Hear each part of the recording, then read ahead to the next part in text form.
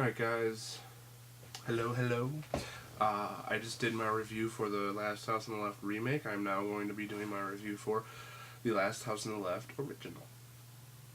Before we start, I just want to show you that I actually own 3 copies of this movie. I'll explain why in a second. First, I have the original DVD release.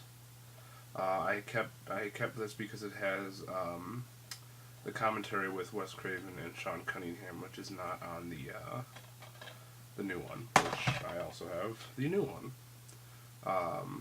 This one's got some more featurettes, got a new commentary, and it's got the unfinished short film that Wes Craven made between this and or right after this.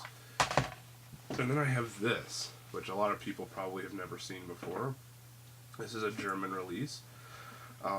It's got a different cut of the movie on it. I haven't actually watched it. Actually, I might watch it tonight. It's 2 discs, and then right there you got some pictures, some behind the scenes stuff. But it is a German DVD. I can't even read the back of it.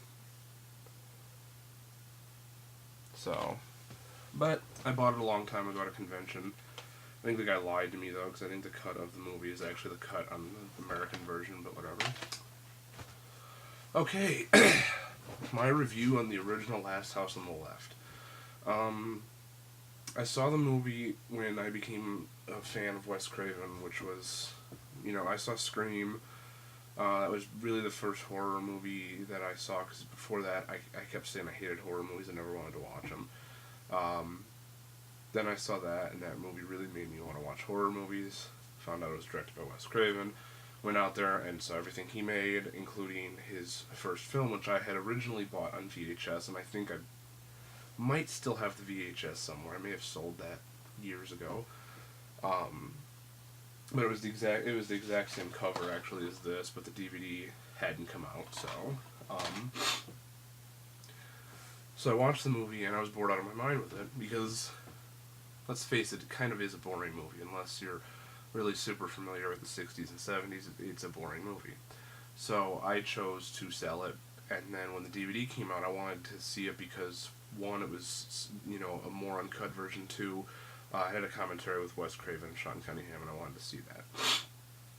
So, watched it again. Still, it can be boring, but it's a pretty good movie. It's very graphic, especially for its time, and even now it's still a pretty graphic movie. During the rape scene, or not during the rape, before the rape scene, I think, when they're killing the one girl, they, take her liver out while she's still alive.